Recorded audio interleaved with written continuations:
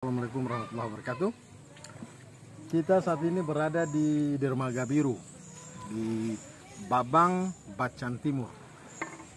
Kali ini kita berjumpa dengan tema disrupsi di bidang kesehatan. Memang era disrupsi ini adalah era teknologi 4.0. Di tahun 2000 kemarin, selain kita mengalami era disrupsi dengan perkembangan teknologi yang begitu cepat, kita dihantam dengan COVID-19. Jadi kita double, ada dua beban yang luar biasa yang harus dilakukan. Nah, ini membuat sektor kesehatan kita terguncang oleh disrupsi. Karena selain disrupsi di bidang teknologi, kita juga dihantam oleh COVID-19. Nah, teman-teman semua, kita tahu bahwa disrupsi itu adalah sebuah inovasi yang begitu fundamental, atau dalam beberapa kamus bahasa bisa dikatakan bahwa disrupsi itu adalah sebuah kekacauan. Nah, di sektor kesehatan kita mengalami disrupsi yang luar biasa. Misalnya terjadinya COVID-19, hampir rumah sakit kita tidak mampu menangani pasien-pasien.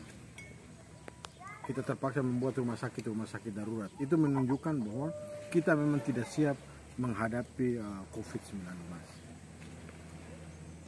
Untuk aspek teknologi di Indonesia, kita diawali dengan konflik antara Bluebird dan Grab, kemudian Gojek dan ojek pangkalan. Kita tidak pernah membayangkan bahwa saat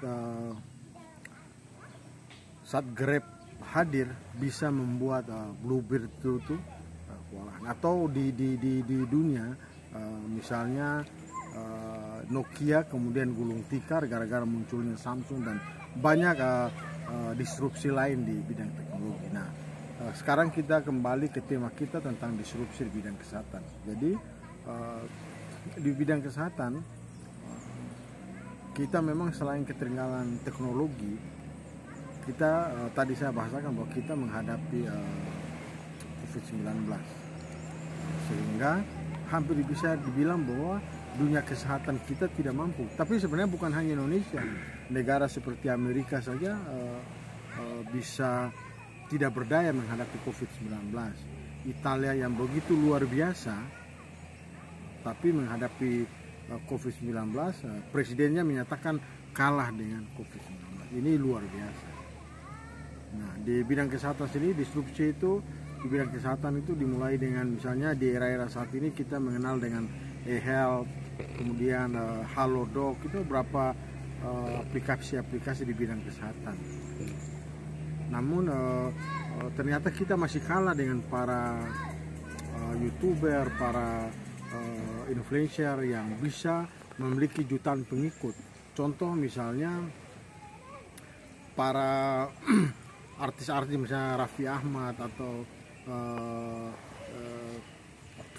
beberapa artis yang lain, pada saat mereka menyampaikan konten-konten tentang COVID, para pengikut mereka bisa sangat percaya. Jadi pemerintah, negara kita kalah. Olehnya itu saat ini yang harus dilakukan oleh teman-teman kesehatan saat ini adalah ada 3 hal yang harus dilakukan untuk kita berada pada era disrupsi. Yang pertama adalah soal sumber daya manusia. Kita harus memperbaiki sumber daya manusia kita yang lebih tanggap terhadap teknologi. Kita harus merubah kurikulum kita sehingga kurikulum kita lebih adaptif terhadap teknologi. Ini era digitalisasi, sehingga kita berharap kita bisa melakukan perubahan-perubahan atau inovasi besar di bidang teknologi, khususnya misalnya kesehatan masyarakat, sehingga sumber daya manusia kita siap menghadapi itu. Yang kedua, soal inovasi. Memang orang bilang bahwa inovasi itu adalah sesuatu yang wajib saat ini. Siapa yang tidak menerima perubahan, dia digilas oleh perubahan. Jadi pilihan kita adalah terus melakukan inovasi untuk bisa tetap selamat. Yang ketiga adalah teknologi. Ya, orang juga bilang bahwa siapa yang menguasai teknologi maka dia menguasai dunia.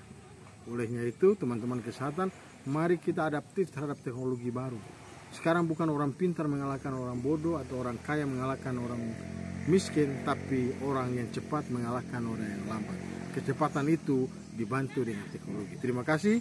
Assalamualaikum warahmatullahi wabarakatuh.